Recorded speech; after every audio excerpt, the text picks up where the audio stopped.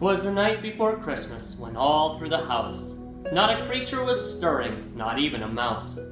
The stockings were hung by the chimney with care, in hopes that St. Nicholas soon would be there.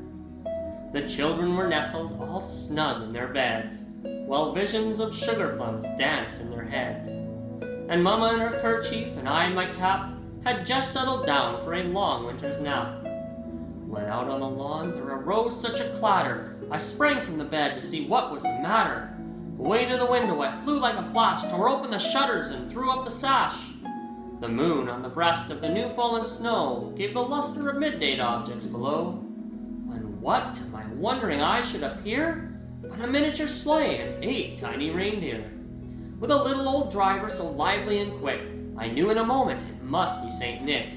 More rapid than eagles his coursers they came, and he whistled and shouted and called them by name. Now dance, Dasher and Dancer, now Prancer and Vixen, on Comet and Cupid, on Donder and Blitzen. To the top of the porch, to the top of the wall, now dash away all.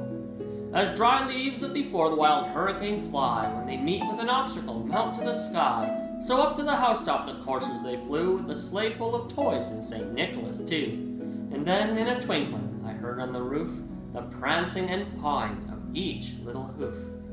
As I drew in my hand and was turning around, down the chimney St. Nicholas came with a bound. He was dressed all in fur from his head to his foot, and his clothes were all tarnished with ashes and soot. A bundle of toys he had flung on his back, and he looked like a peddler just opening his pack. His eyes, how they twinkled! His dimples, how merry! His cheeks were like roses, his nose like a cherry. His droll little mouth was drawn up like a bow, and the beard of his chin was as white as the snow. The stump of a pipe he held tight in his teeth, and the smoke had encircled his head like a wreath. He had a broad face, and a little round belly, that shook when he laughed like a bowl full of jelly. He was chubby and plump, a right jolly old elf, and I laughed when I saw him, in spite of myself.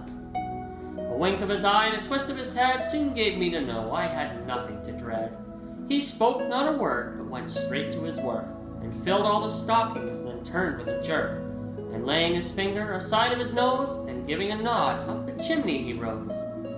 He sprang to his sleigh, to his team gave a whistle, and away they all flew like the down of a thistle.